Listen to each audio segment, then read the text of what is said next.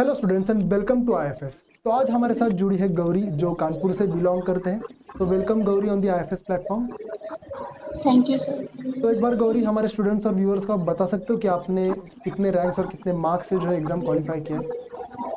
Sir, I have qualified CSIR NET JRF exam with All India rank 61 okay in chemical science examination, and my marks was 98.5. Okay Gauri, first of all huge congratulation from the whole IFS team. Thank you, sir. तो आपने कब decide किया था CSR net exam देने का? MSc में थे तब से ये चल रहा था या उसके बाद आपने डिसाइड किया? Sir, during my MSc, I was thinking of that, but sir, due to coursework and some lab work, so I was not able to do the. Sir, I was not able to join any course. Okay So, sir, after MSc, I have decided to join the courses and taking the live classes, and this was my third attempt. So, I have qualified JRF. Okay okay. और आप IFS के साथ जुड़े हो, आप live batch के student हो? Sir, organic chemistry. For the organic chemistry, I have taken the lectures of Hitesh, sir. Okay okay okay okay. और बाकी का प्रिपरेशन फिर आपने खुद से किया है? Yes, sir, sir. Other courses भी मैंने मतलब जो other platforms है वहाँ पर courses लिए थे physical chemistry के. ओके बाकी ओके सर ओके inorganic के लिए भी मैंने course लिया था. Okay okay. तो ऐसी कोई स्ट्रैटेजी अपनाई एग्जाम की प्रिपरेशन के लिए कि like organic Sir, inorganic physical तीनों टॉपिक्स को आप पढ़ के गए थे एग्जाम में? Sir for me for the starting में सर मैंने कुछ टॉपिक्स छोड़ दिए थे ऑर्गेनिक के ओके एंड मैंने 3-4 टॉपिक्स ही किए थे एंड फिजिकल के भी मैंने कुछ टॉपिक्स छोड़ दिए थे. सो सर इससे लैग ये हुआ कि मेरे मार्क्स कम आए थे सर. मैंने फिर तीनों को ही इक्वल प्रोपोर्शंस में रखा and then I have started my preparation again and after that in December attempt the marks was around 80 but I was not able to qualify JRF. After that I have completed again some more topics. Okay Then after that I have just cleared the JRF exam. So oh sir for me all three physical, organic and inorganic, all three are important. Okay okay. तो आपका specialisation क्या है masters में? What's your specialisation subject? Sir actually I have done masters in industrial chemistry but sir मुझे physical chemistry अच्छी लगती है. Sir मेरा स्ट्रॉन्ग जो सब्जेक्ट रहा है वो फिजिकल केमिस्ट्री रहा है. Okay okay. तो अगर मैं इस टॉपिक को बात करूँ, इंडस्ट्रियल केमिस्ट्री में जैसे ऑर्गेनिक इनऑर्गेनिक इतना डिटेल नहीं होता है जैसे बाकी बच्चे अगर पढ़ते हैं यस ऑर्गेनिक। सर. तो यस आपने इस चीज़ को कैसे हैंडल किया कि चलो इस टॉपिक को भी अब आपको प्रॉपरली पढ़ना है, क्योंकि इंडस्ट्रियल में अलग चीज़ों के ऊपर फोकस किया जाता है ना कि इन सब्जेक्ट्स के ऊपर। तो आपके लिए यस थोड़ा सर. डिफिकल्ट गया होगा? Sir, during my first semester, there was some topics regarding the physical chemistry. Okay Then after that, there were some topics like thermodynamics, quantum chemistry, and statical thermodynamics. So, sir, they were not in the syllabus. So, sir, I have completed these topics from courses that I have bought that course. Sir okay मैंने वहाँ से complete किया ये. Then sir मेरी because in physical maths is required. Sir मेरी या maths थोड़ी अच्छी थी तो मैंने इसको ही अपना स्ट्रॉन्ग पॉइंट बनाया और मैंने अपनी जो मेरी स्ट्रैटेजी ये थी कि मैं पहले physical then inorganic and then organic पे फोकस करूँ. Okay okay okay. अभी थोड़ी देर पहले जैसे आपने बोला कि आपका ये थर्ड अटेम्प्ट था, तो पहले दो यस अटेम्प्ट से आपको क्या सीखने को मिलेगा? क्या आपने इम्प्रूवमेंट की कि आपका अभी जेआरएफ हो गया?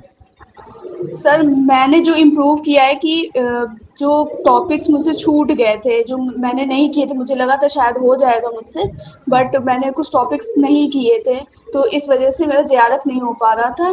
That some of the topics like statistical thermodynamics कुछ छोटे ऐसे टॉपिक्स होते हैं जो जिनमें 4 to 5 मार्क्स और 10 मार्क्स के भी क्वेश्चन उसमें आ जाते हैं. 10 मार्क्स तक क्वेश्चन आ जाते हैं लेकिन हम वो टॉपिक्स छोड़ देते नहीं करते like polymer and natural products. ये टॉपिक्स ऐसे हैं कि मोस्ट ऑफ द टाइम हम छोड़ देते नहीं करते हैं बट कई बार ये होता है कि एग्जाम्स में 8 to 10 मार्क्स तक की हमें क्वेश्चंस देखने को मिलते हैं. वही लैग पॉइंट हो जाता है कि हम 20 मार्क्स या 30 मार्क्स से रह जाते हैं जेआरएफ क्लियर करने में. तो सर ये चीज़ मैंने इम्प्रूव करी अपने थर्ड अटेम्प्ट में. Okay okay okay. और पार्ट ए के बारे में आप कुछ बता सकते हो? एप्टीट्यूड के लिए आपने कुछ प्रिपरेशन किया था अलग से? Yes sir. सर एप्टीट्यूड के लिए मैंने यूट्यूब पे लाइव क्लासेस होती थी ओके। एप्टीट्यूड के लिए, सर मैंने वहाँ से प्रिपेयर किया था। सर कुछ बेसिक्स टॉपिक्स होते हैं अरिथमेटिक्स वगैरह एंड सम रीजनिंग के टॉपिक्स होते हैं जो सिंपल होते हैं, तो सर उसे हम आसानी से प्रिपेयर कर सकते हैं। तो ओके ओके सर मैंने उसी पे फोकस किया and then I clear this exam. Okay okay. और आपका जो प्रिपरेशन था पूरा आपका नोट्स के ऊपर रिलाई कर रहा था या आपने कुछ रेफरेंसेस भी फॉलो किए थे? कुछ रेफरेंस बुक या उससे कोई क्वेश्चंस वगैरह आपने सॉल्व किए थे?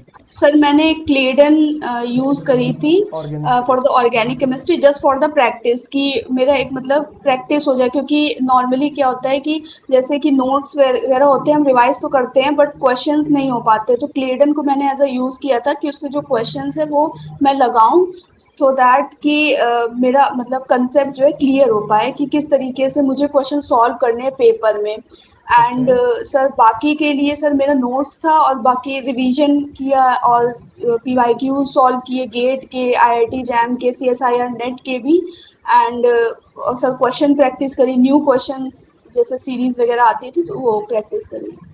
Okay okay. और स्पेशली एग्जाम के लिए कुछ स्ट्रेटेजी आपने दिमाग में रखी थी कि पार्ट बी पहले सॉल्व करूंगी या पार्ट सी करूंगी पहले, सर ऐसा कुछ था? मेरी हाँ जी सर।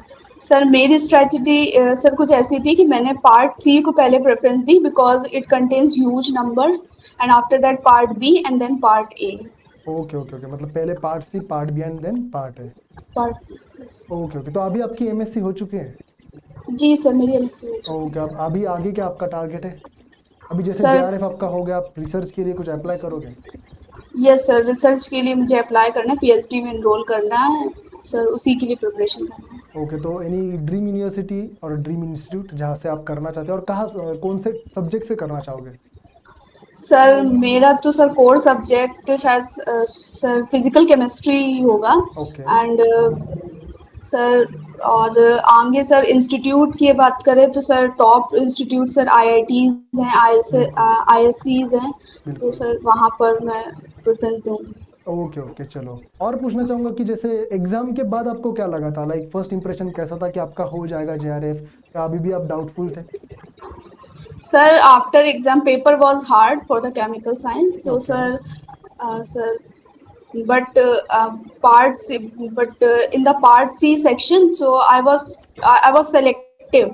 तो सर मैंने जो फिजिकल मेरा स्ट्रॉन्ग पॉइंट था सर पहले मैंने उसके क्वेश्चंस करे, फिर इनऑर्गेनिक देन ऑर्गेनिक को मैंने preference the.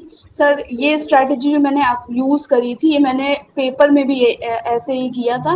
And then after that paper was hard but I would sir मेरा ये मानना था कि शायद मेरा इस बार जेआरएफ हो जाएगा सर, आंसर की आने के बाद सर वो ओके मतलब कंफर्म हो गया था कि yes sir I will clear JRF. Okay okay. और इस पूरी जर्नी में घर वालों का भी बहुत सपोर्ट रहा होगा आपका?